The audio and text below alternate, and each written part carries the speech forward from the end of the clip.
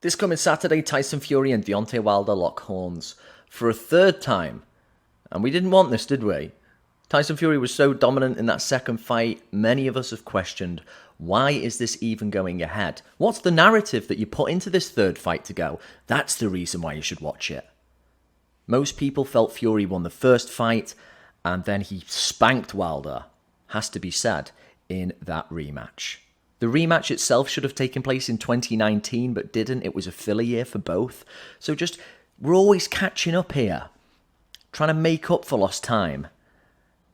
I guess all you could say the positive spin on this is, look, the fight's upon us. Wilder is probably still in the top 4 heavyweights in the world. It's his last throw of the dice. Can he make things interesting? And if I just try for the moment to be a little bit more of the cup is half full kind of guy, I would say that Tyson Fury and boxing seem to be true partners again.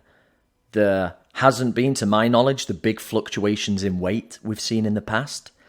And his dad, John, has mentioned many times, if Tyson is focused mostly on boxing, it gives him regimen, family life is better, his emotions are more stable. And so we're looking at a guy who probably is intending to stay in the sport a lot longer than it once looked like he was a few years ago. The real conundrum Wilder faces in this rubber match is he's facing a guy who he can't outbox and who he can't outslug. Yes, that's right. The fact that Wilder has a bigger right hand misses the point. He doesn't have the necessary balance, the necessary shots, the centre of gravity to be able to contend with Fury once he decides to make his move in. Fury fought a very clever fight in that second fight, where when people try to rubbish someone who gets dominated, it doesn't make sense because then, of course, it fails to become a big win. You have to recognise all the clever little things Tyson Fury did that allowed him to mug him.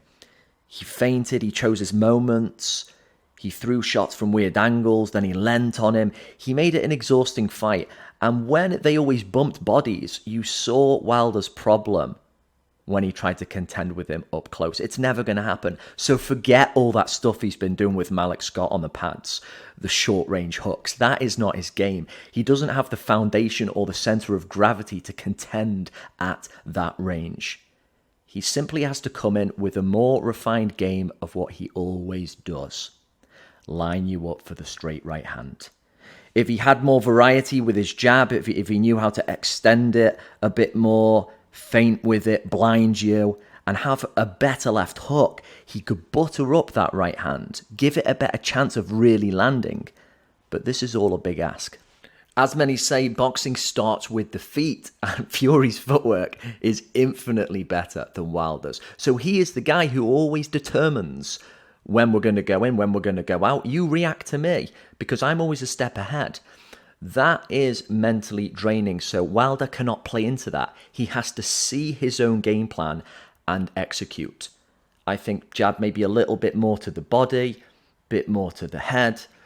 He's going to have to have learnt to try and distribute his weight a bit more, because knowing how to just move a bit back, then put on the brakes and inject the counter would be invaluable against Fury, who is no doubt going to go sailing in at some point.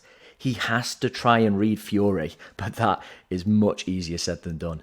I pretty much agree with how Shane McGuigan sees this one. Barry's son, really good, great British trainer.